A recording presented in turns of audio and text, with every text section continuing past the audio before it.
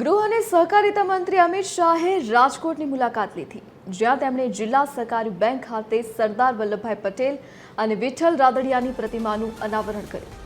આ પ્રસંગે બેંકના ચેરમેન જયેશ રાદડિયા અને કેન્દ્રીય મંત્રી મનસુખ માંડવિયા પણ ઉપસ્થિત રહ્યા હતા. આ ઉપરાંત તેમણે રેસકોર્સ ગ્રાઉન્ડ ખાતે આયોજિત જિલ્લા કક્ષાની સરકારી સંસ્થાઓની વાર્ષિક સાધારણ સભામાં હાજરી આપી હતી. રેસકોર્સ મેદાન ખાતે સહકારી મહાસંમેલનમાં અમિત શાહે સંબોધન કરતા તેમણે સૌરાષ્ટ્રના સહકારી ક્ષેત્રમાં સ્વર્ગસ્થ વિઠ્ઠલભાઈ રાદડિયા અને વલ્લભભાઈ પટેલના યોગદાનને બિરદાવ્યું હતું. આ પ્રસંગે અમિત શાહના હસ્તે અકસ્માતમાં જીવ ગુમાવનાર 12 દૂધ ઉત્પાદકોના પરિવારજનોને ₹10 લાખના ચેક અર્પણ કરવામાં આવ્યા હતા અને કુલ ₹1.20 કરોડની સહાય ચૂકવવામાં આવી.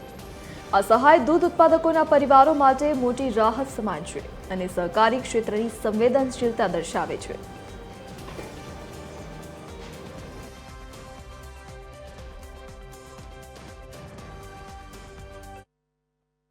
વલ્લભભાઈએ ન કેવલ રાજકોટ સમગ્ર દેશના ખેડૂતોના સવાલો માટે હંમેશા લડાઈ લડી.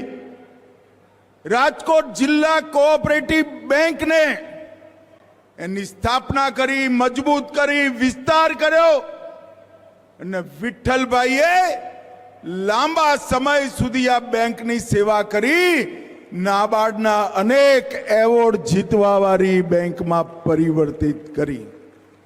અને આજે આ બંને મહાનુભાવોના રસ્તે જયેશ રાદડિયા આપણા યુવા ધારાસભ્ય પણ આ બેંકને મજબૂત કરવા માટે આગળ કામ કરી રહ્યા છે.